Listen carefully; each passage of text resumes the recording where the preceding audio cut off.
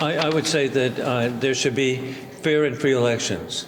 And that's what needs to be done. პირველებთან ექსკლუზიური ინტერვიუში კონგრესმენი ჯო ვილსონი სანქცირებულ ბიძინა ივანიშვილს მოუწოდებს დანიშნოს ახალი არჩევნები, რომელიც თავისუფალი და სამართლიანი წესით ჩატარდება. ტრამპის გუნდის გავლენიანი წევრი ივანიშვილს ვენესუელას ავტორიტარ ლიდერს ადარებს და ამბობს, რომ ქართველი ოლიგარქი მადუროს ბედს გაიზიარებს. შტატებმა ისევე როგორც საქართველოს არც ვენესუელას არჩევნები არ აღიარა. ქართველი ხალხი არის ნამდვილი ინსპირაცია. ისინი შთააგონებენ უამრავ ადამიანს მსოფლიოში ბრძოლისთვის. წინა კვირას გამოვაქვეყნეთ წერილი და მადლიერება გამოვხატეთ ამ ადამიანების მიმართ. ჩვენ ვხედავთ ქართველების სურვილს დაუახლოვდნენ დასავლეთს და მინდა იცოდნენ ქართველებმა, რომ ამერიკაში ამ მოწოდებას და ამ სურვილს გულშემატკივრობთ. რაც შეეხება ივანიშვილს, მას ვეთყვი, რომ საჭიროა ჩატარდეს თავისუფალი და სამართლიანი არჩევნები. მიხარია, რომ სულ მალე ამერიკის ახლად არჩეული პრეზიდენტი იმუშავებს საქართველოს მიმართულებით. თქვენ იცით რა გააკეთა მან ვენესუელას შემთხვევაში. იქაც საქართველოს მსგავსი მოვლენები განვითარდა. იქაც გაყალბდა არჩევნები. ვილსონის ეს განცხადებები ცხადყოფს, რომ პრეზიდენტი ტრამპის ინაუგურაციის შემდეგ ოცნებისთვის არაფერი შეიცვლება და მეტიც თეთრი სახლიდან წნეხი გაძლიერდება.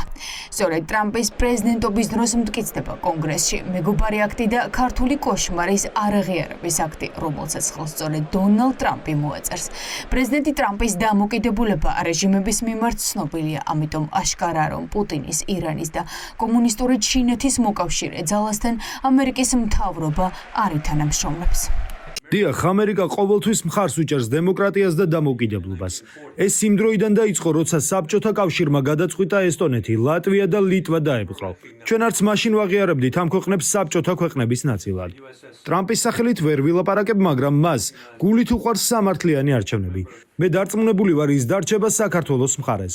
ასევე მინდა მადლობა გადავუხადო ბაიდენს, რომელმაც როგორც იქნა სანქციები დაუწესა ქართულ ოცნებას. ჩვენ მადლობელი ვართ თქვენი მხარდაჭერის, რომელსაც გამოხატავთ ქუჩაში მდგომი ხალხის მიმართ. ისინი არ გაჩერდებიან იქამდე, ვიდრე არ დაიმსახურებენ თავისუფალ და სამართლიან არჩევნებს.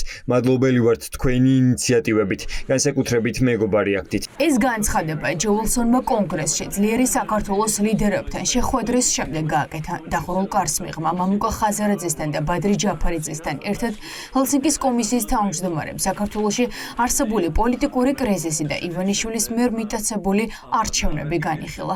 ვილსონმა ოპოზიციის ლიდერებს დახურულ კარს მიღმა უთხრა, რომ პრეზიდენტი ტრამპი გაყალბებულ არჩევნებზე თვალს არ დახუჭავს და ქართველი ხალხის გვერდით იდგება. ჩვენ ვხედავთ, პუტინი აგებს.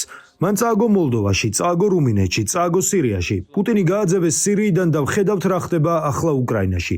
მამაცი უკრაინელი ხალხის გამო რუსეთის პრეზიდენტის სპეციალური სამხედრო ოპერაცია გარდაიქმნა აბსოლუტურ კატასტროფად რუსეთისთვის, როგორც სამხედრო, ისე ეკონომიკური და დიპლომატიური მიმართულებით. და ამ დროს შეხედეთ ნატოს. ალიანსი ახლა ისეთი ძლიერია, როგორც არასდროს. აი პუტინმა კი უამრავი არასწორი გადაწყვეტილება მიიღო. საბოლოოდ ეს დასრულდება იმით, რომ ქართველი, უკრაინელი და მოლდოველი ხალხი მიიღებს თავის თავისუფლებას.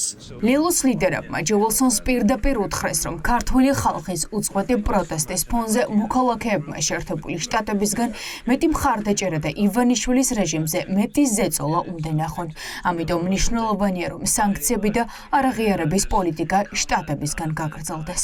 კონგრესმენ ვილსონთან ჩვენ ისევე როგორც სხვა კონგრესმენებთან ჩავიტანეთ 4 ოპოზიციური პარტიის შედგენილი დოკუმენტი, რომელიც ჩვენ დიდი ხანია ვმუშაობთ და რომელიც დავაგზავნეთ ჩვენ ევროპის ლიდერებთან, ისევე როგორც ამერიკაში, გადავეცეთ კონგრესმენებს და აუხსენით და ვაჩვენეთ ის გადასადგმელი ნაბიჯები, რომელიც 4 ოპოზიციურმა კოალიციამ ერთად შევადგინეთ ამ კრიზისის განსამუხტავად. ამიტომ კიდევ ერთხელ ვიმეორებ, ეს ზღაპრები, რომელსაც სამწუხაროდ ქართული ოცნება აძლევს და ავრცელებს თავის ამომრჩეველში, ეს არის ზღაპარი, ეს არის ტყუილი.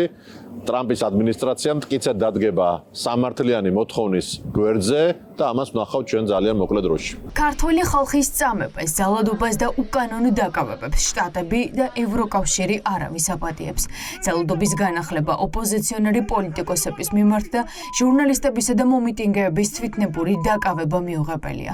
ამ შინაარსის განცხადება ამერიკის, ევროკავშირის ევროკავშირისა და დიდი ბრიტანეთის საელჩოებმა მას შემდეგ გაავრცელეს, რაც რეჟიმმა ჟურნალისტი მზია ამაღლობელი უკანონო ციხეში გაუშვა და ფიზიკური ანგარიშწორება ოპოზიციონერი ლიდერის წინააღმდეგ განახორციელეს.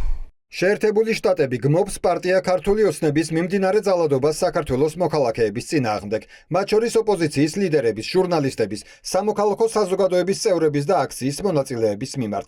მსგავსი ქმედებები, რომელიც ჩანს, ქართველების ძირითადი თავისუფლებების გამოყენების შეზღუდვას ისახავს მიზნად. არაფერს აკეთებს საქართველოს ევროატლანტიკურ გზაზე დასაბრუნებლად, რაც ქართველების უმრავლესობის ნებაა.